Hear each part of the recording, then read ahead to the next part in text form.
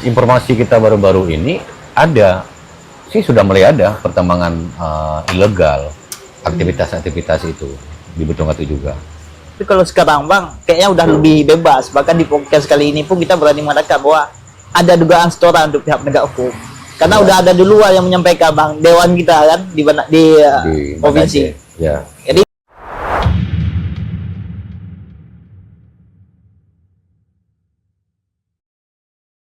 oke, selamat datang kawan-kawan semuanya. Jadi di saat memang kita membahas Aceh, sangat kurang jika kita belum membahas tentang pertambangan di Aceh. Apalagi beberapa waktu lalu kita dihebohkan dengan persoalan tambang ilegal di Aceh.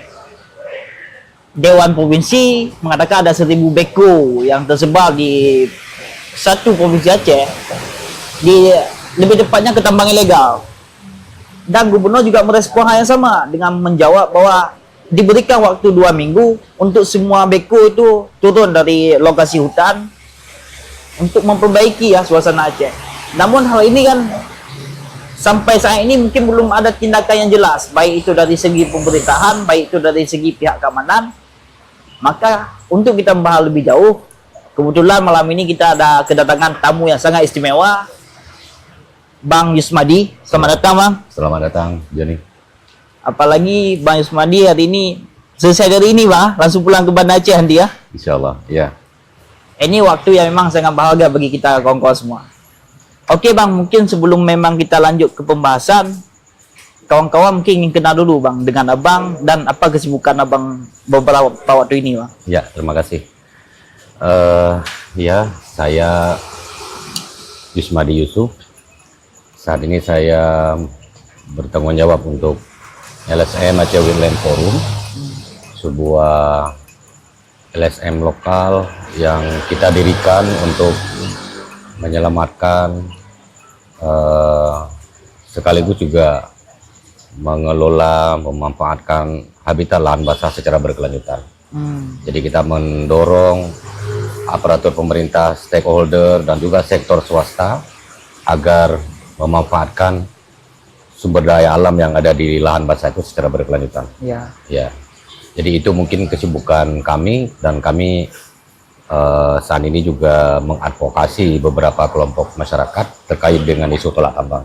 Ya. Ya, termasuk di Butung dan juga di Waila tentu. Waila. Ya. Ya. Itu persoalan Waila memang sudah sangat lama Bang. Tapi pas kali saat memang udah Abang masuk, kita harapkan ini bisa terselesaikan Bang. Ya. Jadi hari ini Bang memang kita fokusnya Apa saya merokok? nggak apa, aman Bang. Sambil ngopi juga Bang.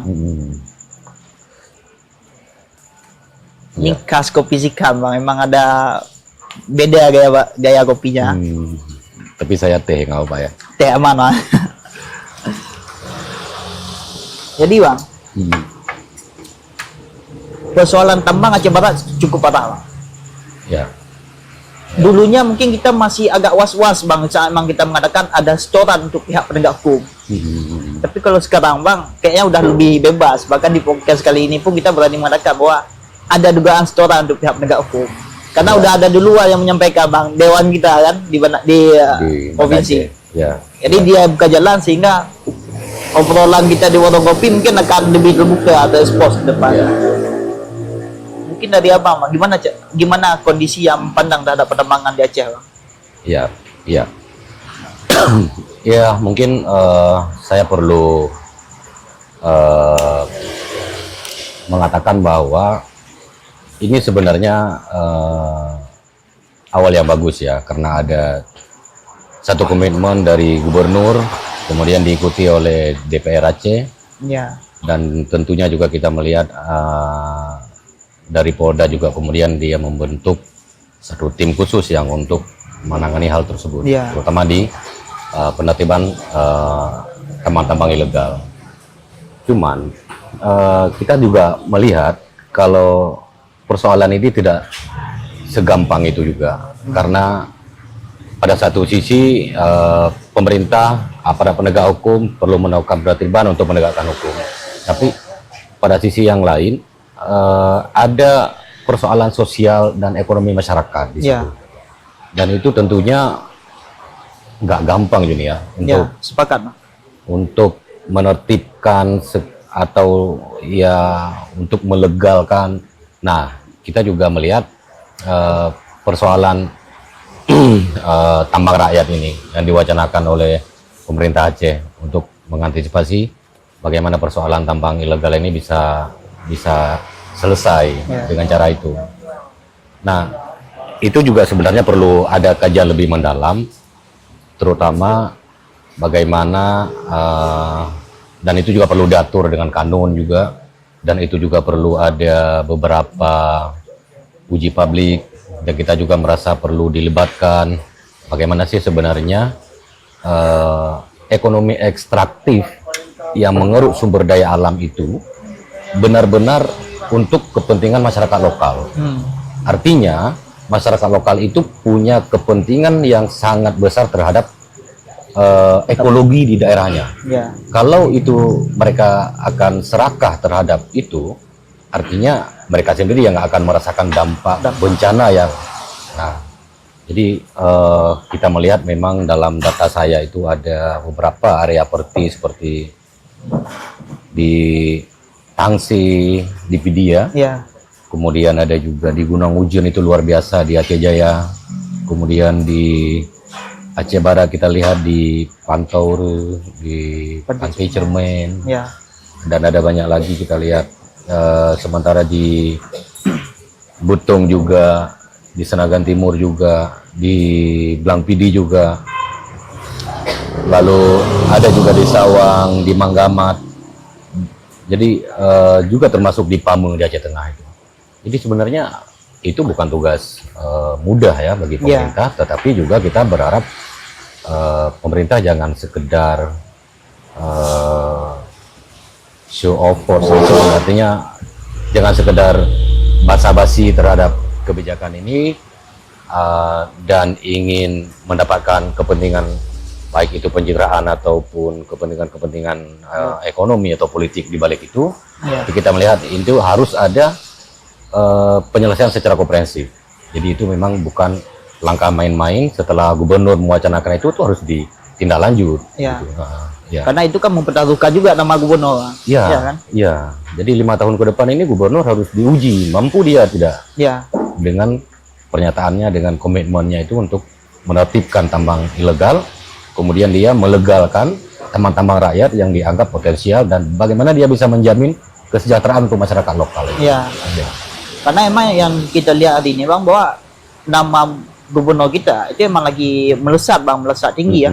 Jadi saat emang kebijakan yang emang dia sampaikan ke publik tidak mampu dia jalankan, mungkin itu akan menurunkan citra nama dia. Betul. Cuma di sisi lain Bang, ini dari yang Abang lihat, apakah pemerintah kita emang akan mampu ke depannya? Kalau misalkan emang mampu, maka dengan jangka waktu berapa Bang persoalan tambang ilegal ini bisa terselesaikan Bang? Kalau pemerintah ya sebenarnya ya pasti mampu. Kalau kebijakan gubernur ini bukan hanya sekedar basa-basi politik. Itu ya poinnya emang.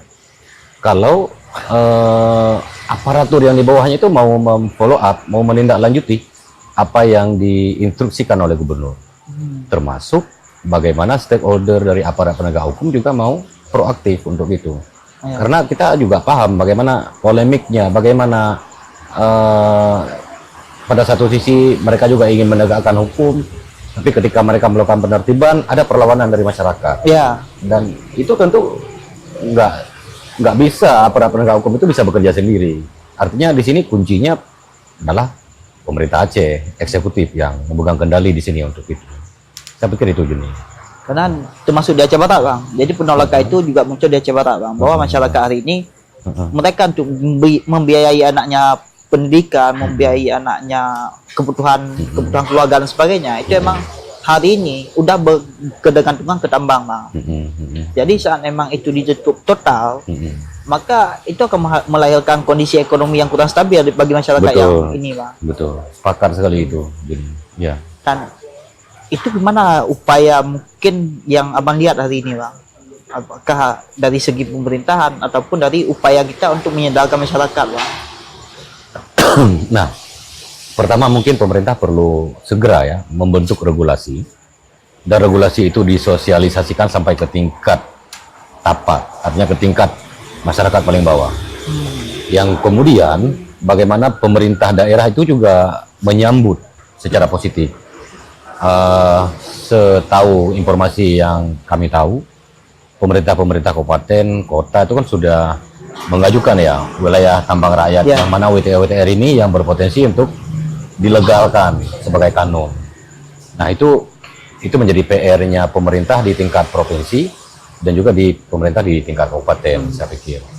Kemudian pada satu sisi juga pemerintah perlu mensosialisasikan bersama-sama, mengedukasi juga kepada masyarakat. Karena kita paham, kita tahu kalau masyarakat adat atau secara tradisional mereka mengeksploitasi sumber daya alam itu nggak akan terlalu beresiko terhadap bencana ekologi itu tadi, karena itu sudah terjadi 100 tahun lebih ya, sejak Belanda ke sini itu di Butung, di Senagan itu sudah ada, di Gempang itu, di Tangsi kan sudah ada pertambangan secara tradisional oleh masyarakat. Nah itu yang sangat penting, edukasi ke masyarakat, bagaimana sih masyarakat itu mampu, pemerintah maksud saya, mampu mengelaborasi secara komprehensif tentang kepentingan tambang dan juga bagaimana kepentingan lingkungan mereka sendiri. Karena ini kampung mereka, rumah mereka, nggak mungkin mereka akan mengambil risiko buruk untuk rumah mereka tenggelam, kemudian kesehatan mereka hancur, anak-anak mereka itu hancur, kesehatan kesehatan mereka termasuk itu paling parah itu. Nah bang, pertambangan rakyat pada dasarnya kan tidak bisa bang pakai beku dan sebagainya ya kan, alat berat. Mungkin itu juga menjadi pertimbangan bagi masyarakat di mana saat emang ada cukong-cukong yang memakai beku, maka dikerok dan diberikan satu tumpukan untuk masyarakat. Jadi masyarakat tinggal ngidang ke sana bang. Jadi kan di saat emang kondisinya berubah hari ini ke lokasi tambang rakyat, masyarakat mungkin akan lebih merasa kesusahan bang, karena yang dulunya udah ketergantungan dengan mudahnya mendapatkan, tapi hari ini mereka harus menggali secara tradisional dan sebagainya bang. Itu gimana cara kita memandang bang? Ya itulah artinya regulasi itu harus benar-benar, draft akademik itu harus melibatkan semua stakeholder. Jadi kita juga mau pemerintah itu dilibatkan, teman-teman LSM, teman-teman mahasiswa juga. Artinya dalam pandangan kami itu dalam setiap aktivitas pertambangan kan ada semacam kuota yang dijaga atau dibatasi sejauh itu tidak berpotensi akan merusak lingkungan yang lebih luas. Jadi skala itu yang perlu diatur dalam peraturan daerah atau kanun daripada pemerintah Aceh. Karena kalau itu nggak diatur, itu sama aja. Itu artinya jangan pula nanti pertambangan rakyat ini atau wilayah tambang rakyat ini itu seperti membuka keran bagi cukong-cukong untuk mengeruk keuntungan secara tidak adil, tidak fair gitu. Jadi saya pikir perjuangan kita adalah untuk mensejahterakan masyarakat kita. Jadi tentu pemerintah harus benar-benar ekstra hati-hati untuk menyusun draft kanun tentang WTR ini. Jadi saat memang kita membahas pertambangan rakyat bang, hari ini banyak narasi yang emang dibumingkan. Ada beberapa bang, termasuk yang paling sering kita dengar bahwa di Wela itu masyarakat dulunya di depan rumah mungkin jarang yang ada terparkir mobil depan. Tapi dengan adanya tambang hari ini, mereka bisa parkir mobil, mereka memberikan pendidikan untuk anaknya ke luar daerah dan sebagainya. Itu narasi ya emang sangat kental hari ini dibangun. Kita kan tidak tahu nih siapa yang bangun bang. Tapi pada dasarnya di saat emang kita berdiskusi dengan masyarakat, itu yang disampaikan. Betul. Tapi pertanyaan kita juga, apakah semua masyarakat di Wela itu di depan rumahnya terparkir itu mobil baru? Kan tidak. Artinya yang terparkir mobil-mobil baru itu artinya mereka yang punya lahan, mereka yang punya alat produksi. Nah, kalau kita bicara tentang kesejahteraan bersama, tentu itu juga harus dipikirkan oleh pemerintah. Artinya sah-sah saja mereka yang punya lahan lebih banyak dapat penghasilan lebih banyak, ya sah-sah saja.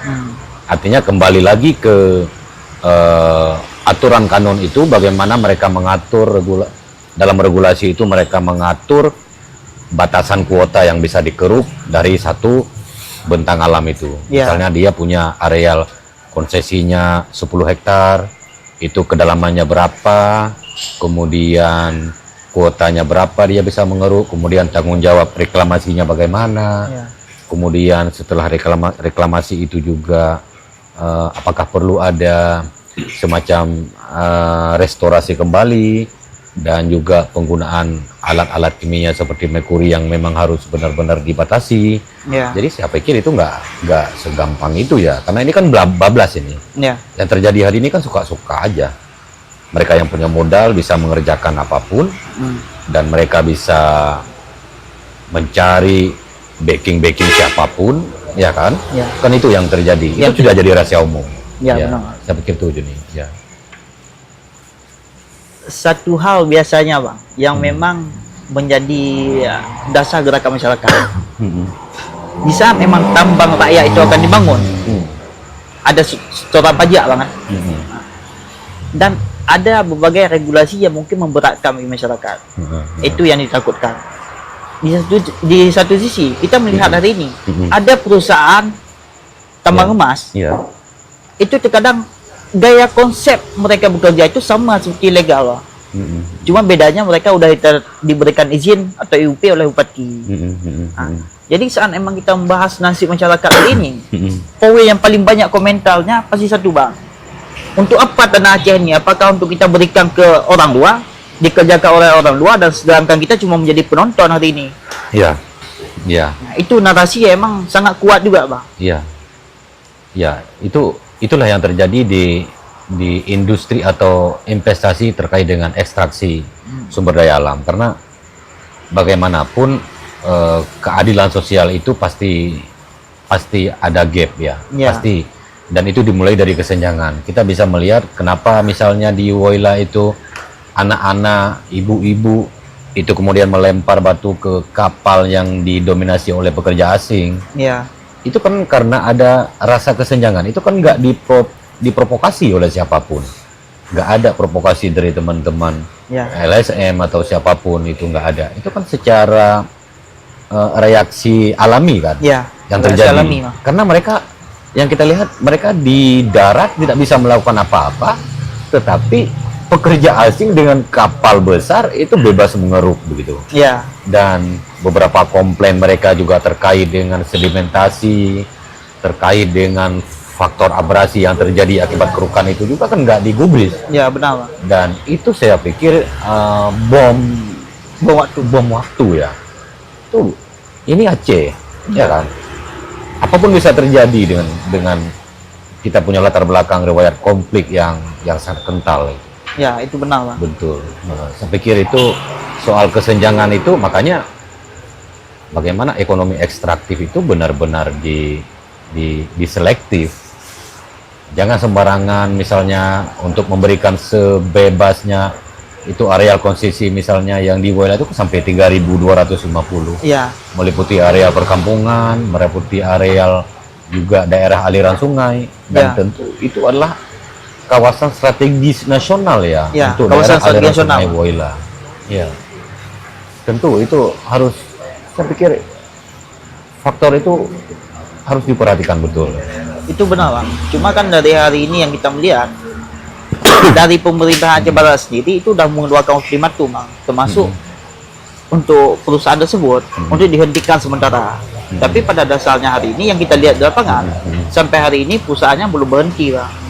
Yang artian bahwa permintaan dari kepala daerah Aceh Barat itu tidak diindahkan Bang. Dan pun terkait provinsi, hari ini kita belum melihat bahwa ada satupun, baik itu dewan, baik itu gubernur, baik itu aparat penegak hukum, ya emang melihat serius tentang persoalan ini, walaupun di masyarakat udah terjadi konflik dan sebagainya. Pemerintah kita kan karena mungkin secara permukaan itu tidak, pergolakan yang terjadi itu sudah ada. Artinya pemerintah kita perlu kita kasih satu warning, jangan pula mereka itu ketika apinya sudah menjalar baru mereka melakukan pemadaman. Kenapa sekarang saat sumber api itu sudah muncul, kenapa nggak berusaha dipadamkan? Dan itu kita merasa sikap kebijakan bupati yang mengimbau itu tidak digubris, itu seperti mengabaikan. Dan di mana itu letak wibawanya pemerintah kita? Jadi saya pikir ya pemerintah Aceh Barat, pemerintah Aceh harus sangat peduli ya, terkait dengan apa yang disuarakan oleh masyarakat Waila itu. Ya, yang kita lihat itu juga Bang. Jadi saya tidak mungkin negara ini kalah dengan pertambangan, apalagi perusahaan swasta. Kan malu negara bangsa memang kalah hari ini. Dan ini adalah satu bentuk bahwa negara hari ini tolak seasingkan, Pak. Pemerintahan seasingkan. Sedangkan perusahaan swasta hari ini dengan bebasnya masih melakukan gerakan dan sebagainya. Langkah ke depan, Bang. Di sana memang kita melihat bahwa karena kan pada dasarnya persoalan pertambangan ini mungkin sudah menjadi hal yang memang heboh, Pak. Tanpa heboh ini berpotensi tidak akan ditindaklanjuti, Pak. Sehingga kan harus ada gerakan-gerakan yang emang menghebohkan. Selain itu ya tindakan-tindakan yang secara administratif kait regulasi, Bang, kan.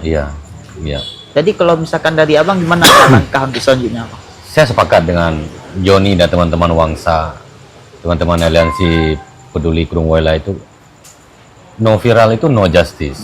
Jadi nggak ada viral, nggak ada keadilan. Jadi itu sudah apa ya, sudah makanan masyarakat kita kalau akhirnya kita bagaimana cara berlomba-lomba untuk viral gitu. Tentu ini untuk sebuah konsep good governance itu sangat tidak baik. Karena bagaimana pemerintah peka terhadap nasib masyarakat itu kan seharusnya. Dan mereka juga di sana itu sebenarnya wakil rakyat, mau eksekutif, mau yudikatif, mau legislatif, kan bagian daripada memperjuangkan kepentingan rakyat. Ini yang kita sayangkan. Kenapa harus baru viral, baru ada follow up dari pemerintah, baru ada tindakan, baru ada mereka turun. Kenapa enggak ketika isu ini belum terlalu booming, kenapa enggak mereka turun dan mereka juga langsung mengedukasi masyarakat termasuk perusahaan supaya benar-benar mengikuti prosedur atau regulasi yang berlaku di negeri kita. Itu jadi salah satu mitigasi ya terhadap konflik, terhadap kesenjangan terkait dengan ekonomi ekstraktif di sektor pertambangan, saya pikir. Itu sih Juni. Tapi kerennya, Bang. Ini kan kita maju sedikit, Bang, ke Butong Ati. Ya, Butong Ati banget. Di Butong Ati kan kita lihat narasi masyarakat yang dimunculkan itu bahwa masyarakat menolak perusahaan tambang dan juga menolak segala bentuk aktivitas pertambangan. Jadi bukan cuma sebatas perusahaannya ditolak, tapi termasuk tambang ilegal dan sebagainya ditolak semua. Itu berbeda dengan beberapa kawasan lain, Bang. Banyak wilayah Aceh ini yang hari ini kan tercatat 450 titik, Bang, pertambangan, lokasi pertambangan. Tapi sepertinya cuma beberapa wilayah, Bang, yang menerapkan bahwa kita tolak semua nih. Yang lainnya biasanya kalau misalkan memang ada tolak, ya udah kita tolak nih, baik yang bagian mungkin orang asing dan sebagainya. Tapi kalau misalkan kita sendiri ya udah ambil aja. Itu gimana cara Abang memandang tuh?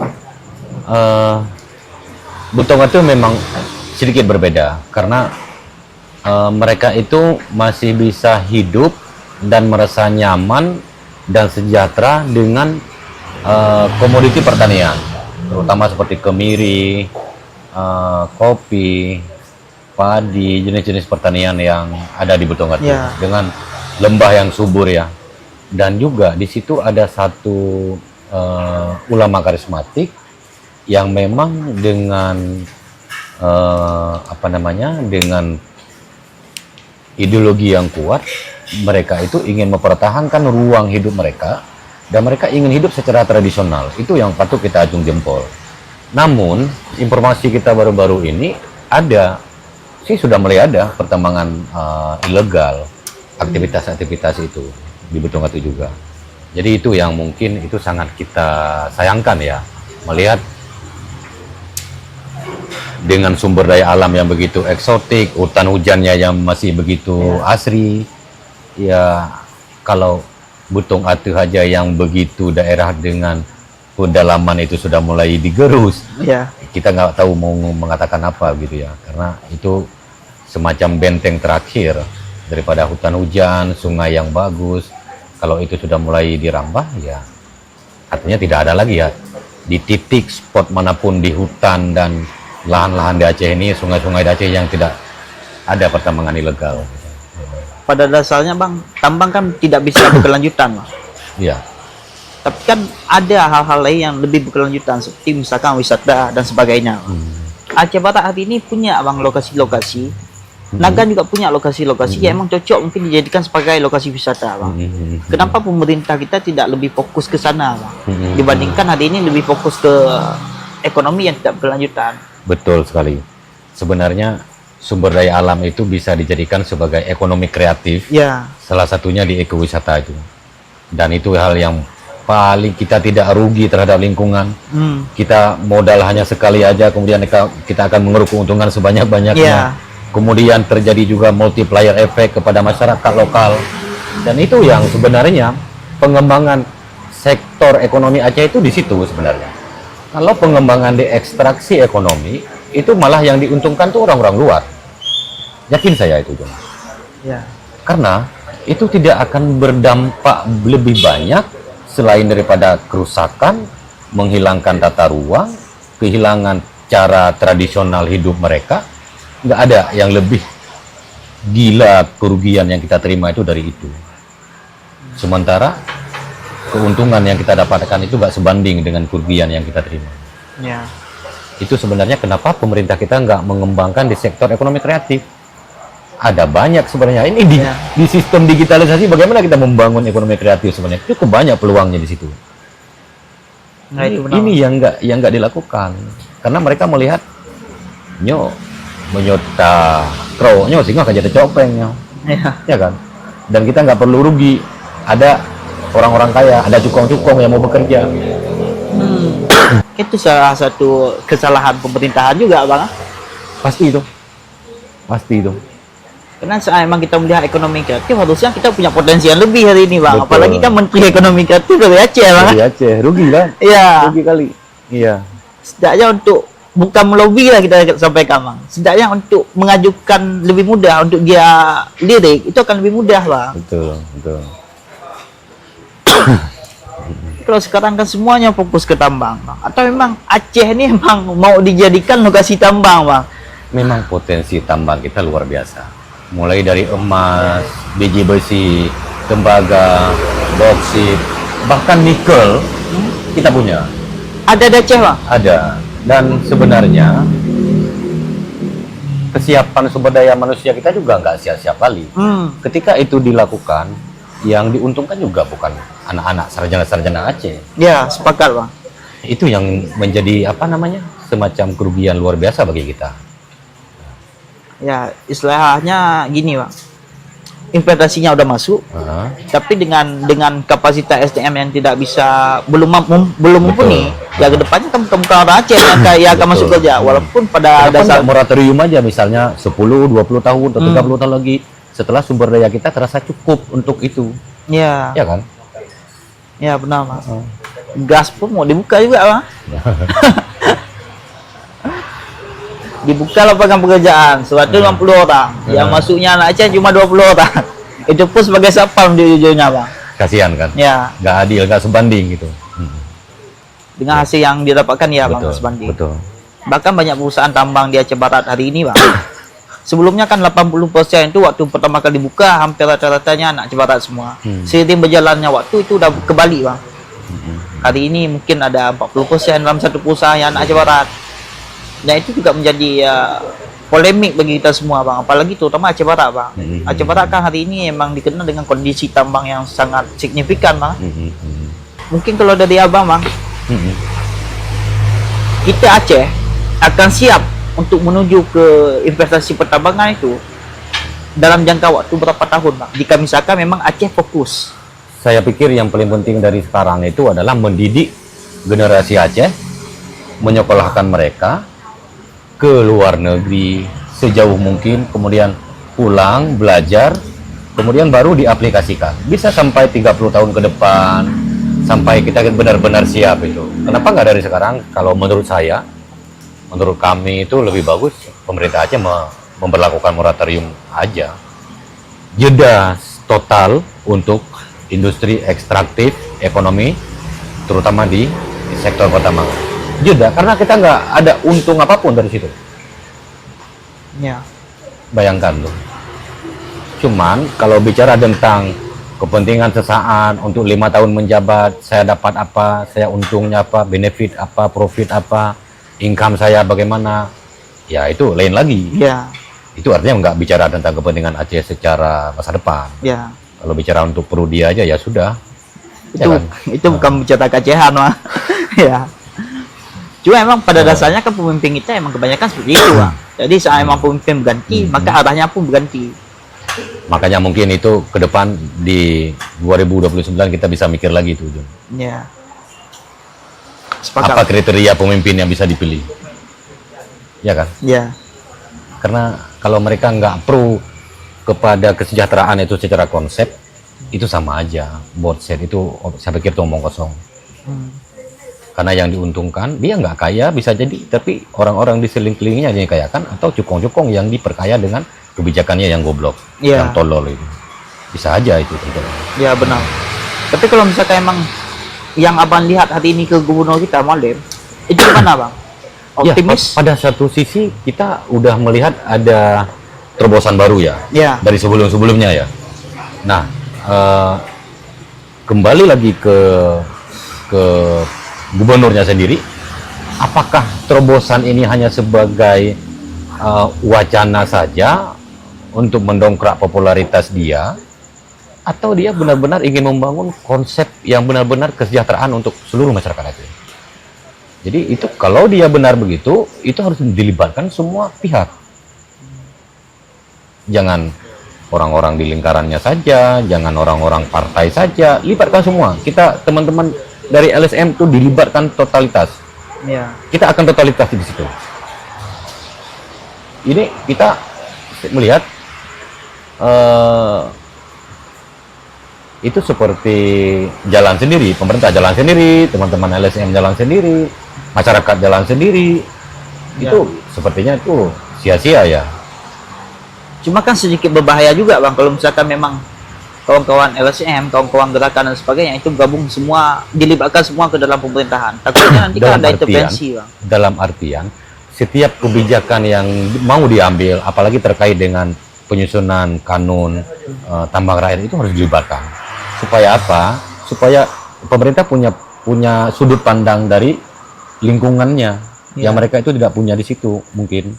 Kemudian dari perspektif ekonomi masyarakat lokal, masyarakat setempat, itu harus dilibatkan. Bagaimana teman-teman di Gempang itu sudah puluhan tahun berjuang dengan tambang ilegal itu, ya kan?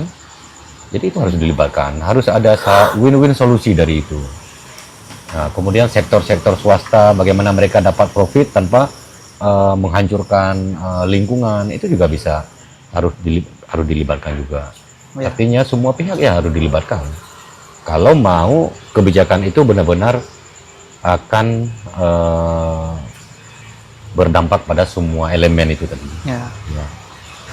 Jadi kalau tidak dilibatkan, kita pun akan curiga. Ya, sepakat. Ini ada apa kan, begitu. Memang Aceh memiliki keistimewaan, Bang, untuk mengatur kanunnya. Tapi kan dalam satu sisi hari ini Aceh masih punya regulasi yang tumpang tindih, Bang. Jadi saat memang mungkin kita udah dilibatkan semua, kita bentuk satu regulasi yang mungkin cocok untuk Aceh. Tapi alasan tumpang tindih itu nanti, Bang, dia akan memberatkan bagi Aceh juga, Bang. Nah, itu kembali lagi ke hal yang mungkin langkah kedua ya, bagaimana bergaining dari pemerintah Aceh terhadap lex spesialis itu kan. Jadi itu juga perlu diperjuangkan. Misalnya soal hutan, bagaimana pengelolaan hutan dulu bisa, sekarang tidak bisa lagi sejak ada PP nomor 18 itu. Nah, itu yang harus dipikirkan bersama oleh pemerintah Aceh bersama dengan teman-teman LSM juga, saya pikir, John. Karena Aceh itu khusus, Aceh punya kewenangan yang lebih besar dari daerah lain, dan itu penting, untuk jadi bergaining penting kan. untuk pemerintah pusat. Jadi pemerintah Aceh punya daya tawar yang lebih tinggi untuk meminta sesuatu ke pemerintah pusat. Saya pikir bukan dana OSO saja yang diperbanyak, tapi bagaimana regulasi itu juga bisa diperkuat, ya kan? Cuma kan hari ini baru ada bang, ini baru aja viral bang, masalah beras bang. Tahu abang kan? Masalah beras, ya tahu saya. Dan di Sabang bang. Ya. Itu kan Aceh masih mengatakan dengan konsep itu bang, bahwa kita punya regulasi yang lebih, kita udah sesuai dengan regulasi, tapi dibantah oleh menteri bang. Itulah kita ribut ketika ada kasus. Kenapa jauh-jauh hari sebelumnya itu dilakukan advokasi terkait itu ke pemerintah pusat. Ketika ada persoalan, ada kasus baru ribut. Yang kan Aceh memang lagi ibaratnya truk kapai pula lada. Wate ada pula lada baru truk kapai, wate kaji tepot boh kaija kapai. Jadi ya simple sederhana aja analoginya seperti itu. Tapi abang tetap optimis bang ke gubernur sekarang mah? Saya harus mengatakan bukan optimis ya. Saya harus mengatakan gubernur sebagai perwakilan rakyat untuk seluruh Aceh, bukan perwakilan untuk sebagian atau satu atau dua kelompok. Kita memberi harapan yang luar biasa. Karena dengan kebijakannya gubernur lah, soal pertambangan ini bisa lebih baik, soal lingkungan itu bisa lebih baik, soal kesejahteraan masyarakat lokal kita, masyarakat adat, masyarakat kampung kita itu bisa lebih baik. Sepakat bang. Ya. Cuma kalau dari kami bang, pertamanya kami sangat optimis bang, bisa emang melihat kondisi dan gayanya dengan berbagai konsep yang dia tawarkan itu cocok bang emang kita lihat. Mulai sedikit kurangnya optimis itulah bang, di saat memang keluarnya permintaan bahwa semua pikir turun, tapi sampai hari ini ada tindakan. Di sana mungkin agak sedikit miss dari ini ya. Apa yang dikatakan? Apa yang dikatakan? Nah, itu artinya itu harus ditagih. Apa yang dikatakan tuh harus ditagih dan dia harus mempertanggungjawabkan apa yang diucapkan, karena dia adalah seorang gubernur, seorang figur publik. Dan dia bertanggung jawab terhadap ucapannya itu. Kayak itu melekat jabatannya sebagai pemimpin Aceh untuk saat ini. Jadi dia harus bertanggung jawab, saya pikir, untuk itu. Tadi yang kita kaji pun bang, hari ini kan Mualim dari PA. Jadi saat memang Mualim gagal memimpin Aceh, kemungkinannya PA ke depan akan gagal bang. Iya, bisa jadi. Dan bukan bisa jadi ya. Dan itu sudah pasti ya. Dan kita bisa melihat dari tahun ke tahun, tingkat popularitas Partai Aceh akibat kebijakan yang tidak populer kan itu terjadi ya. Di mana ada penurunan anggota DPR-nya yang di parlemen. Itu kan terjadi. Bahkan di beberapa daerah itu didominasi oleh Partai Nasional. Itu kan bagian dari kekecewaan masyarakat juga. Karena sebenarnya masyarakat Aceh itu masih sangat berharap pada partai lokal itu. Ya kan? Kita juga masih berharap, karena siapa sih yang akan memperjuangkan kepentingan Aceh selain dari partai lokal yang lebih intern, ya kan? Ya itu saya pikirnya. Jadi kita masih bersandar pada harapan yang tinggi, pada instrumen politik yang ada saat ini di Aceh, termasuk tokoh-tokoh politik yang ada saat ini di Aceh. Kita berharap itu mereka bisa menjaga kepercayaan publik, menjaga amanah rakyat, ya dengan tidak mengabaikan kepentingan mereka. Saya pikir itu kita perlu ingatkan ya, dari teman-teman LSM harus mengingatkan terus, ya supaya kontrol sosial itu juga berjalan. Tapi pada dasarnya bang, LSM kali ini udah mulai diuji bang, bahwa mereka akan bertahan dalam independensi atau mungkin mereka akan bergabung dengan pemerintahan. Itu sangat kuat bang hari ini terjadi bang. Termasuk mungkin kita lebih fokusnya kan ke Aceh Barat kalau misalkan dari Wangsa. Jadi saat memang kita melihat ini suatu hal yang emang menjadi polemik juga bang. Misalnya memang kita bertahan secara independensi, mungkin langkah kita akan dibatasi. Tapi saat memang kita bergabung dengan pemerintahan, idealis kita akan terkuras bang. Ya itu dilema ya. Ya itu dilema. Tapi Tapi tugas LSM itu sebenarnya bukan melawan pemerintah, tapi mengontrol pemerintah supaya tidak bablas, supaya kebijakannya benar-benar berpihak kepada masyarakat dan lingkungan. Jadi tugas kita, mau kita bermitra ataupun tidak bermitra dengan pemerintah, ya tetap kita dengan nilai independensi dan nggak bisa diintervensi oleh kekuatan pemerintah manapun.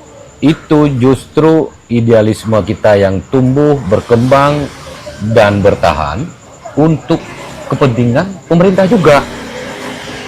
Sebenarnya tugas kita LSM itu membuat pekerjaan mereka itu lebih mudah, bukan jadi konfrontasi, bukan jadi lawan. Jadi mereka jangan anggap kita sebagai lawan, karena dengan adanya kita akan mempermudah kerja-kerja mereka. Itu sebenarnya yang harus dilihat.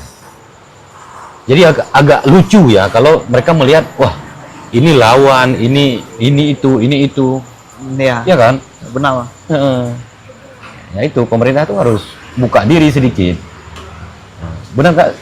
Sepakat nggak, John? Itu sepakat, Bang. Cuma kan tergantung pemerintahan hari ini, Bang, ataupun kawan-kawan memang di samping pemerintahan hari ini. Jadi kan tergantung bisikan nih, Bang. Ya kan? Mungkin misalnya memang diwisi bahwa LSM ini mungkin akan lebih condong melawan pemerintahan. Jadi harus kita singkirkan, harus kita bungkal. Ya, artinya kita juga harus menunjukkan bahwa kita independen. Kita tidak terafiliasi untuk kepentingan politik praktis, tidak terafiliasi dengan hal-hal yang di luar kepentingan daripada isu yang kita perjuangkan. Itu penting. Ya. Dan itu harus kita buktikan. Kita buktikan bahwa kita konsisten dengan isu yang kita perjuangkan. Saya pikir itu aja. Kalau soal suara-suara miring itu pastilah. Ya, namanya mengungkap suatu kebenaran itu memang selalu bakal ada tantangannya. Ya. Bukan pun mengungkap satu kebenaran berjalan lurus aja, tentu ada masalahnya juga. Saya pikir itu ya lumrah itu. Jadi saat memang kita melihat kondisi, Bang, hari ini kan sebelumnya Pak Bowo sampai mengatakan bahwa LSM ini anti asing. Karena emang tugas LSM terkadang saat memang mereka mendapatkan donor dari luar, maka mereka akan menjalankan donor itu sesuai dengan permintaan dari si pemberi donor. Jadi terkadang kan ada pendonor dari luar, itu mungkin memang punya tujuan tertentu, Bang. Itu gimana cara Abang mandangnya, Bang? Kalau dibilang anti asing, saya pikir saya nggak sepakat itu, karena pemerintah juga punya kerjasama dengan pemerintah asing. Amerika, Australia, Inggris, baik itu di militer maupun di intelijen, itu semua punya kerjasama dengan pemerintah asing. Baik itu terkait dengan teknologi, terkait dengan pengembangan sumber daya manusianya, semua ada kerjasama kok dengan pemerintah asing. Apa juga mereka itu anti asing? Ya. Kan enggak, ya kan?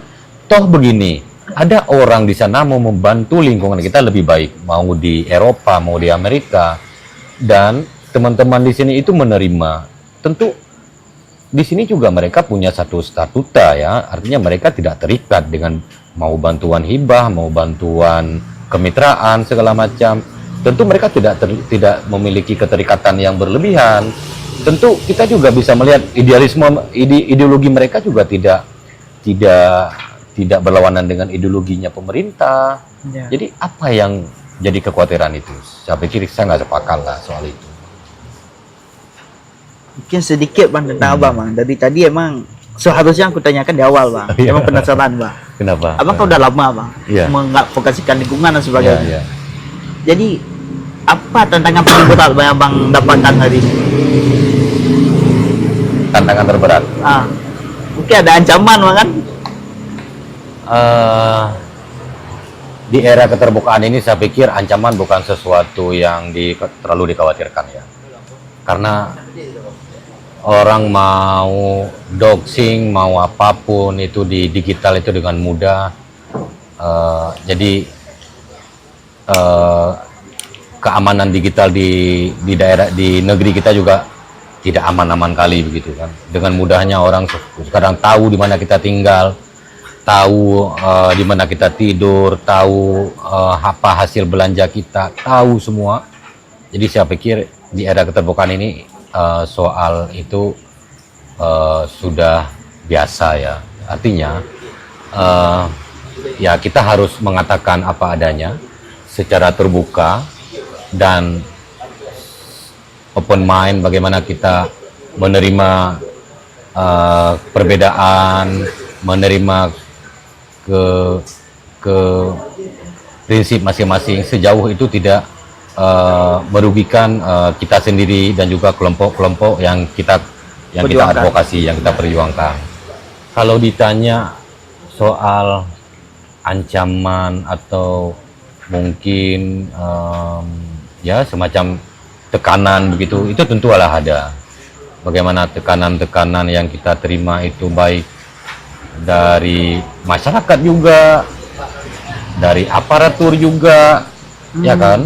Ya. Jadi ketika kepentingan mereka tersentuh, itu pastilah mereka itu merasa, ya namanya mereka merasa tersudutkan, ya pastilah akan melawan. Ya.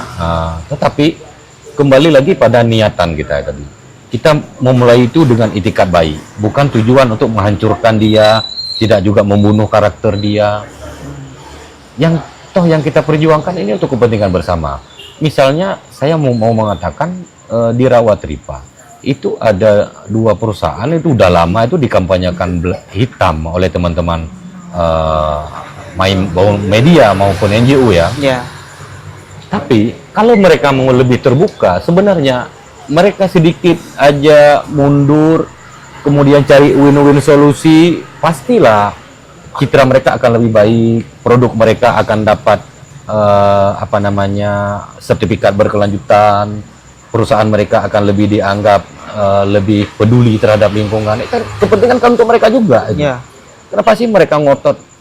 Kenapa sama anak kecil aja ngotot, kan begitu? Ya. Sama orang kampung aja ngotot. Benar. Padahal mereka kan orang besar ini, orang kuat ini. Ya. Ini kalian jadi lucu. Itu kupikir ya. Kalau saya ini kan kalau membahas Rawatripa lawannya Kalista Alam Kalista Alam, ada SPS juga, kan dua entitas perusahaan itu kan artinya mereka punya satu tanggung jawab untuk pemulihan lingkungan akibat dari kejahatan yang mereka lakukan. Ya. Dan itu sudah diputuskan oleh pengadilan loh. Jadi ngapain mereka ulur-ulur, ngapain mereka cari siasat begini begitu, kan habisin duit aja. Ya. Selesaikan itu, mereka kemudian citra mereka jadi baik, dan produk mereka akan dianggap berkelanjutan, perusahaan mereka akan dapat nilai bagus di mata internasional. Kan untungnya siapa? Ya. Kan mereka juga. Cuma apa yang belum diselesaikan, Ya pemulihan lingkungan belum diselesaikan. Berarti aklamasinya, Ya, reklamasi. restorasinya. Ya. Restorasi lahan gambut itu yang dibakar itu. Mungkin biayanya terlalu tinggi apa? Ya itu kan sudah ada rumusan dari dari pengadilan itu. Pengadilan itu udah berapa bang putusan dihitung. pengadilan mah? Iya. Itu Sudah berapa lama putusannya keluar? Putusannya sekitar 2017. Tapi bayangkan dari 2017 sampai 2025, artinya ada 8 tahun mereka tidak menyelesaikan itu. Mereka artinya rela di black campaign.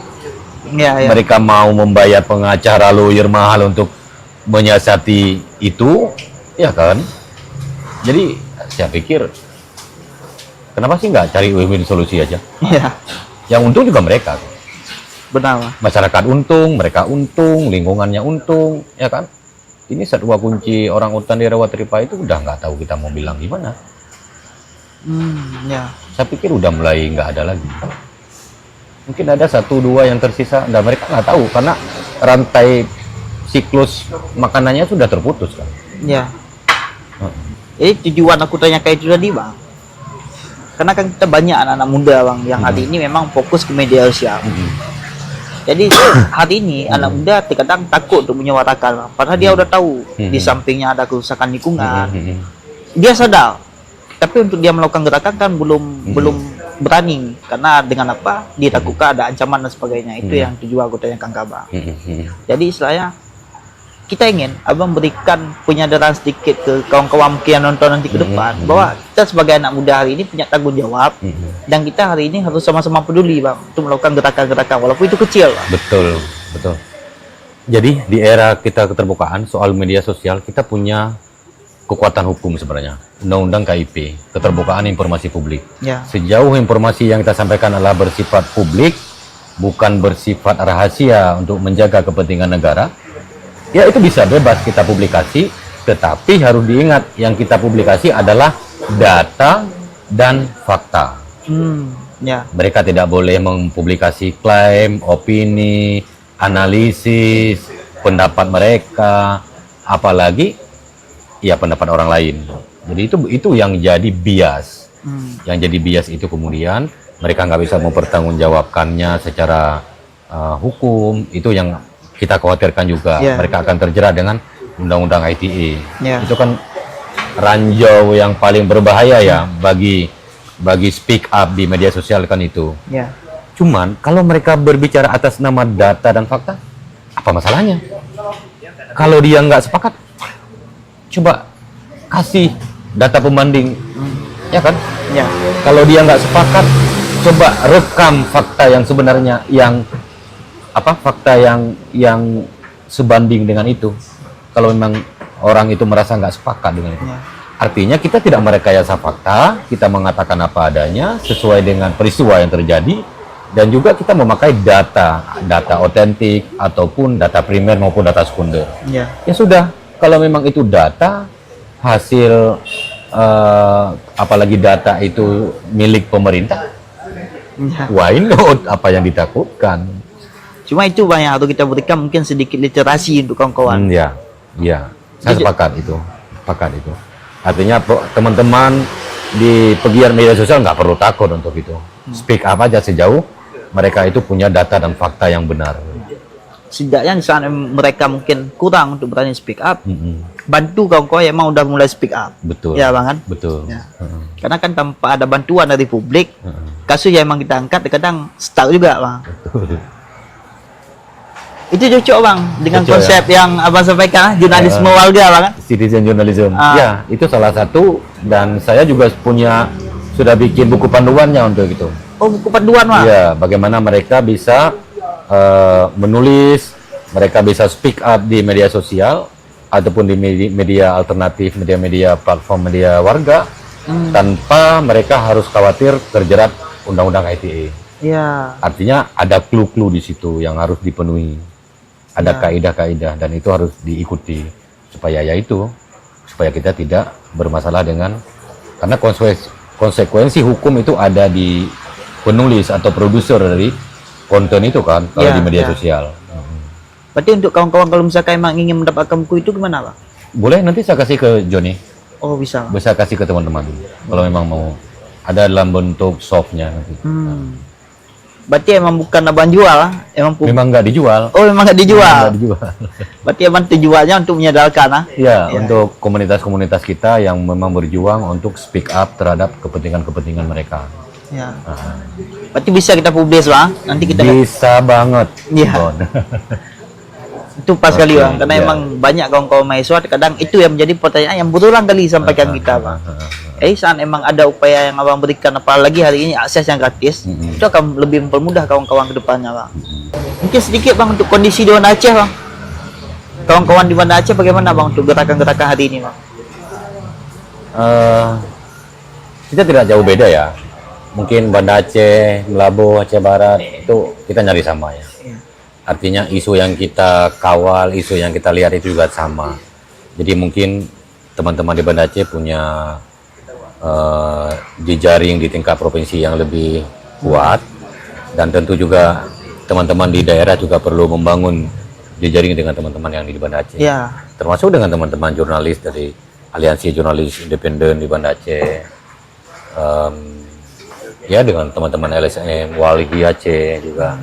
Ya bagaimana sebenarnya isu-isu lingkungan bisa dikawal bersama, teman-teman media juga bisa ikut membantu menyuarakan kepentingan-kepentingan masyarakat bersama. Saya pikir mereka sangat welcome.